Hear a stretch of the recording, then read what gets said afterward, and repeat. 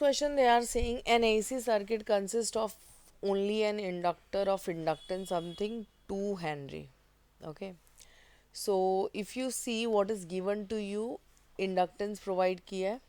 So मैं पहले given mention कर देती हूँ. L is given to you as how much? 2 Henry.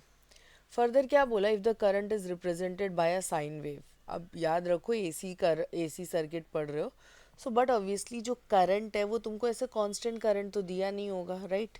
कैसा करंट दिया होगा? साइन वेव में दिया होगा, I is equals to I naught sine omega t. इस वे में करंट दिया होता है. सो फर्दर उसने बोला है if the current is represented by the sine wave of amplitude. You know ना, ये पोजीशन किसकी होती है? एम्पलीट्यूड की होती है. दैट मीन्स उसने तुम्हें किसका वैल्यू दिया है? आई नॉट का वैल्यू दिया है, which is 0.25 ampere. Further frequency is something mention to you as 60 hertz. Calculate the effective potential across the inductor. Across the inductor मतलब आर एम एस बोला है. Okay, this is something that is being asked to you. Now the question arises, इसको determine कैसे करोगे? Okay, question arises, इसको हम determine कैसे करेंगे?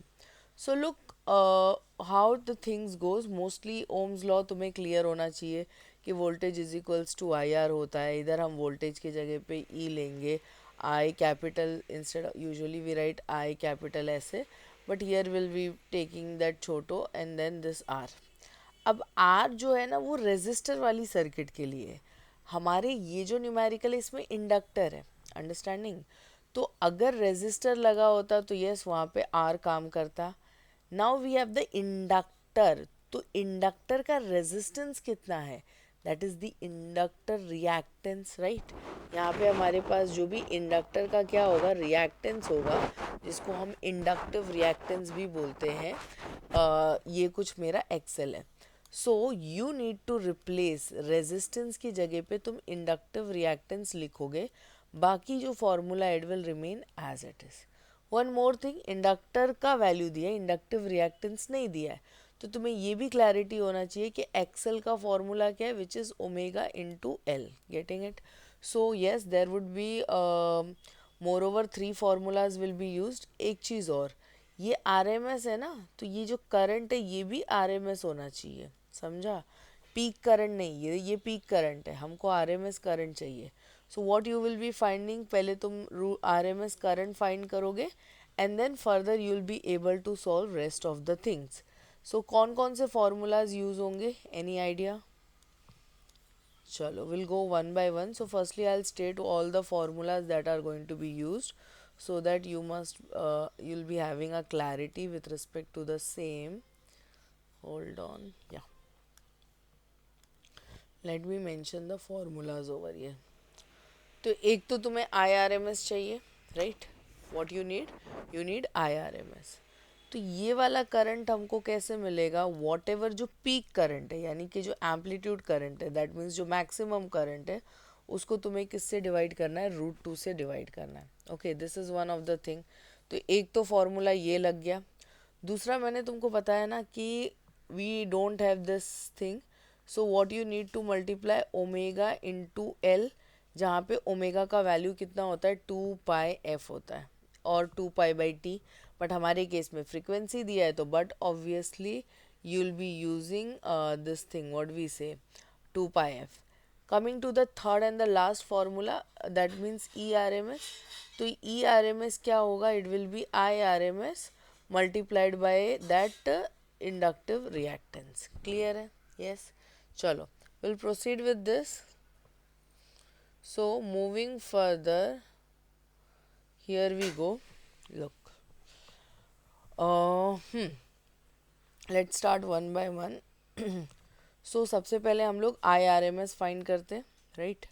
तो I R M S is nothing but जो भी मेरा पीक करंट था उसको मैं किससे डिवाइड करूँगी? रूट 2 से. पीक करंट का वैल्यू कितना है? 0.25 है. एंड रूट 2 का value I hope you all know 1.414. Further when you divide this, okay, या फिर इसका रेसिप्रोकल ले लोगे 1.414 का, तो इट इज़ 0.707 कुछ मिलेगा. सो आफ्टर मल्टीप्लाइंग मुझे क्या मिल रहा है? 0.1768 ampere. Getting it? Yes. So मेरे पास root mean square RMS current मिल गया और वो है 0.1768 ampere. So just highlight your answer here and then proceed further. Okay. Next one. Okay. Next. मुझे किसकी वैल्यू चाहिए? मुझे इंडक्टिव रिएक्टेंस का वैल्यू चाहिए which is omega L. Omega क्या है मेरा? 2 π f multiplied by whatever inductor का value. Further put on the values 2 as it is, 3.14 as it is, then frequency जो है वो हमको कितना गिवन है? 60 गिवन है. And what else is given to you? Inductance, that is 2. Okay. So ये सारे values को हमने यहाँ पे क्या कर दिया? Mention कर दिया. Moving further, so here we will be going, yes. So you'll multiply all of these things. If anything is possibly to cancel out तो वो भी कर सकते हो, but as such कोई possibility नहीं दिख रही है. So when you're going to multiply all of these, क्या मिलेगा तुमको? कुछ 754 के रेंज में आंसर you'll be getting. इतना ओहम. याद रखना ये भी एक तरह का रेजिस्टेंस है, तो unit will be ohm only. So यहाँ पे मुझे नेक्स्ट चीज़ जो मिल गया inductive reactance, that is 754.08 ohm I got over here. Okay, ये हो गया. ना finally coming to what? ERMS. ठीक है, हम किस पे आते हैं? ERMS पे आते हैं. सो आई होप ऑलरेडी एक्सप्लेन किया है फॉर्मूला कैसे निकला, मतलब यहाँ पे तुम फिगर आउट करोगे. सो इट विल बी जो भी मेरा IRMS है उसको मुझे किससे मल्टीप्लाई करना है? इंडक्टिव रिएक्टेंस से मल्टीप्लाई करना है. So that is the only thing that I need to do over here. So when you going to multiply this, okay, IRMS की वैल्यू कितनी है? 0.1768. इंडक्टिव रिएक्टेंस मुझे कितना मिला है? 754.08. Further you will be multiplying this, so you'll be getting somewhat 133.4 volt. Okay, so यहाँ पे मेरा जो ERMS का वैल्यू है ये कुछ इतना आएगा ना. याद रखो इसमें तुम सिली मिस्टेक क्या करोगे? तुम ज़्यादातर यही करोगे कि you'll be skipping this first step. ये फर्स्ट स्टेप तुम स्किप कर दोगे, तुम IRMS नहीं निकालोगे. Okay, and then further rest of the thing you'll be going and you'll सारा कुछ करके इनकरेक्ट मिलेगा. तो ध्यान रखो इफेक्टिव पोटेंशियल हाफ सर्किट पे या पीक पॉइंट के थ्रू नहीं निकालना होता है, वो तुमको RMS के थ्रू निकालना होता है. तो I0 दिया था, वहाँ पे तुमको RMS ये करना था. So I hope you are all clear with the solution. If in case if you have any doubt, so you can reach to us. Thank you.